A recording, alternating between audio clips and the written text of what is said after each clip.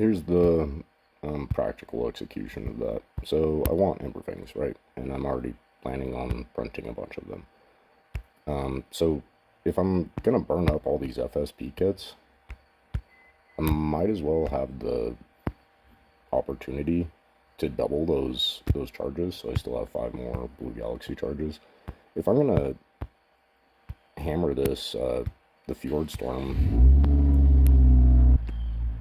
with with a couple hundred FSP kits, then why not get the possibility of doubling those? And it's Blue Galaxy is low level, so the percentage isn't great. But if I wasn't using Blue Galaxy charges to do this, the percentage of that doubling is exactly 0. So might as well have some percentage of that doubling just to speed the process up.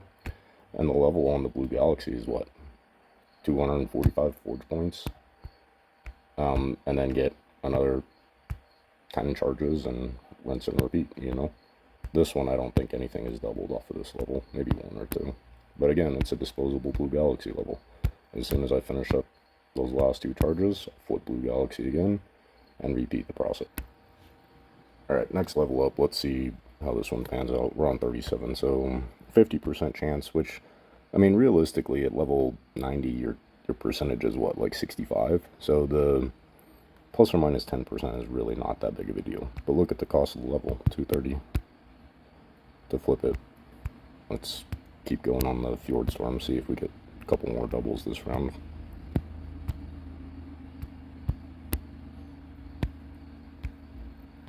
Just dumping all the FP on AO and whatnot. Yeah, so there's 1 double already. Totally worth the... Even if it's just 1 double, it's worth the 230 forge points to run Blue Galaxy at the same time. Let's see how many more we get. I'll do it real time just so you... That one didn't double.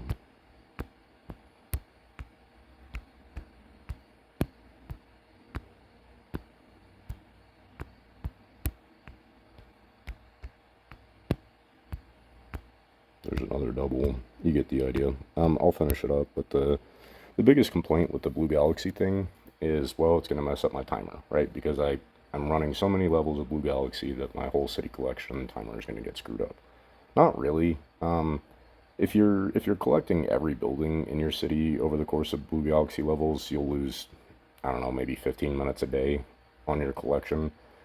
But like I said, past level 25 or 30 on Blue Galaxy, I just do my normal 15 Blue Galaxy charges on the desirable buildings, the ecos that are giving FSP or whatever.